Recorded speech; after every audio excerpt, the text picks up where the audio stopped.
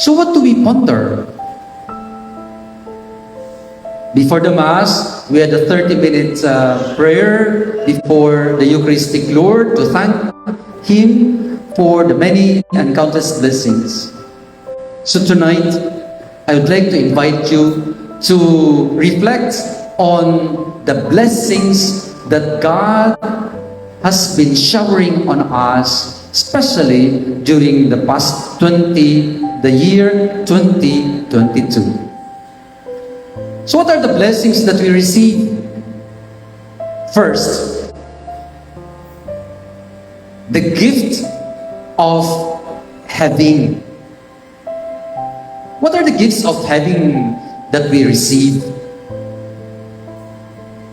First of all, our relationships.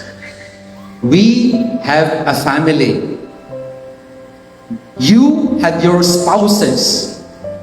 You have your children and grandchildren. We have our grandparents. These are the most important things in the world. You know, I think you must have read in the Facebook when it says, family is everything. So, the gift of having a family,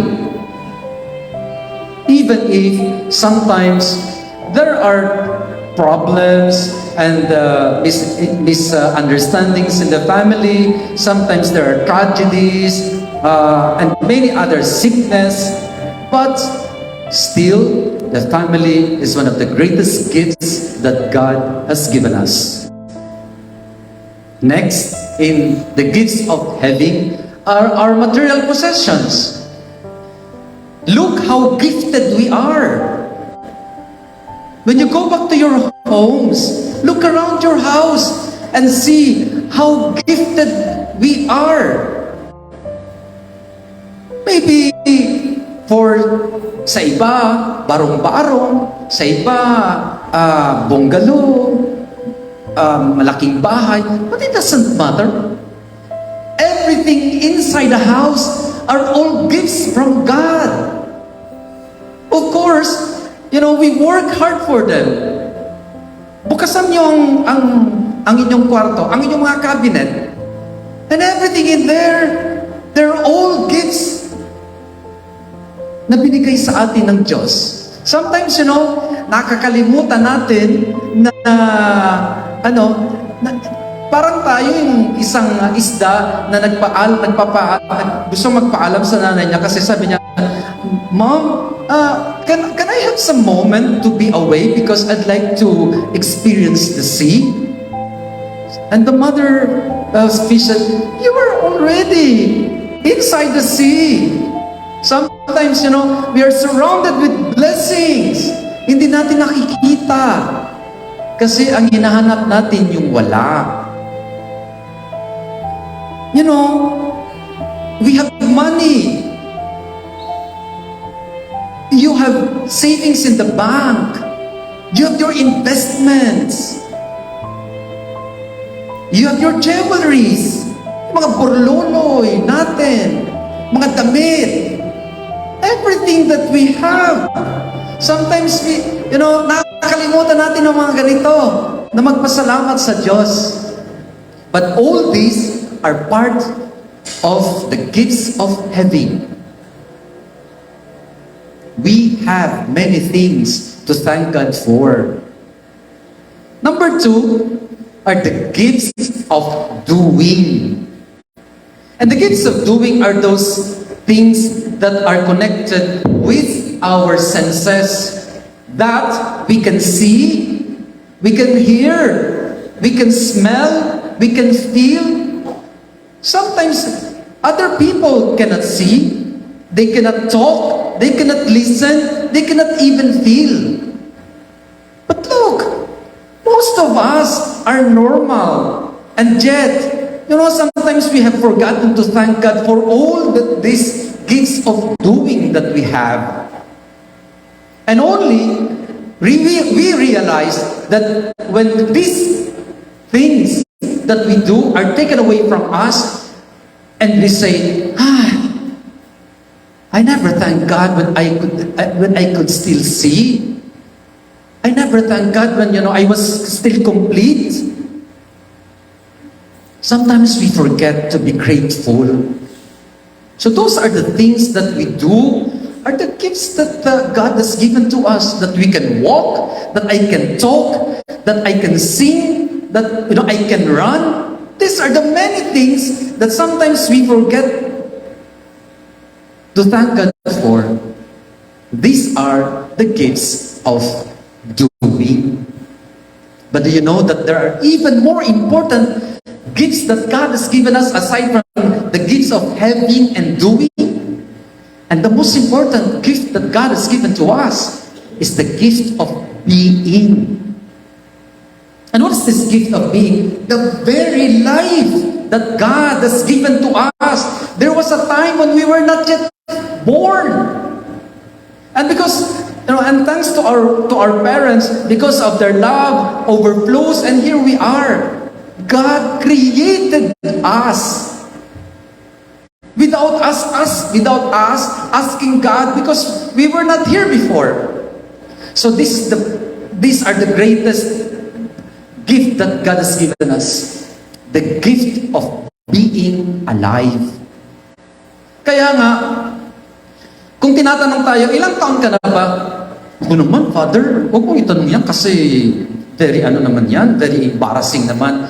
Kasi sometimes nahihiya tayong sabihin yung tunay nating edad, di ba? Naku naman, please. Siguro dapat baguhin natin yung ganung pananaw. When you are being asked, how old are you? Say, I am 60 years old.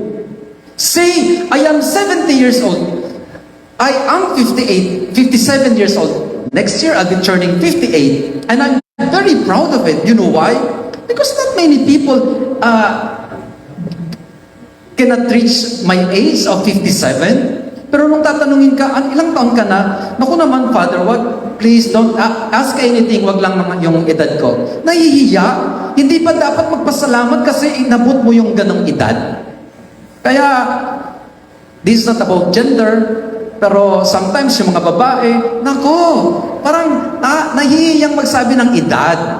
Nakikita naman sa buhok, di ba? Nakita naman sa mukha, kulubot na. Kulubot ng yung mukha, tapos itatago mo pa na 60 ka na. No, we have to be grateful. Each year to be grateful for the life, for this breathing, for this air na pinapahiram sa atin ng Diyos. Huwag ikahiya ang edad. Huwag ikahiya ang buhay. But do you know that there is even more important gift than the life that God has given to us? And do you know what that is? The gift of faith. And because we were baptized, we have become children of God the Father. And that is the greatest identity that we could ever have. You know why? Because all the gifts of doing, all the gifts of having, and isang araw mawawala yan. Kasi pinahiram lang sa atin ang mga yan. They're not our absolute properties. They will be taken away from us. Even the gift of being, one day we will die. It will be taken away from us. But one thing will never be taken away from us, and that is our identity. Being a child of God. Kasi, pagkanda na may mga asawa, sabihin ko sana, asawa tayo. May mga asawa kayo, may mga anak, may mga relationship, may mga tinatagong pera sa bangko, may mga gandang damit, etc. Pero lahat yan, they're all passing away. Our life is also passing away. One thing will never pass away, and that is my relationship with God. And this is the greatest gift that God has given to us. Sometimes, tumanda na tayo, hindi natin alam yan. Kaya today, ito yung sinasabi ng gospel, Mary pondered everything in her heart. This is the things that we are pondering tonight. To be grateful. And not just to be grateful for all the things that we are given, but to acknowledge the giver of these gifts. Acknowledge God. So I'd like to invite you to make a sign to make an assignment to all of you, to all of us. And I hope you make this every year. Get a piece of paper and then make 3 columns.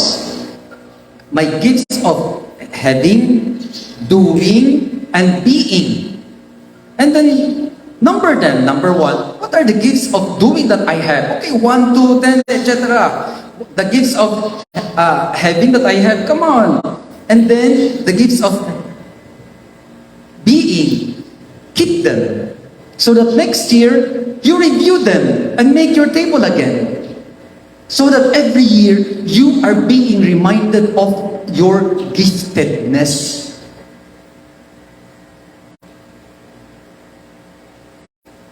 This is the last day, hours of 2022. These are the things that we have to ponder. Our being gifted by God. And not just, to ponder all these gifts that we have, but to be able to share.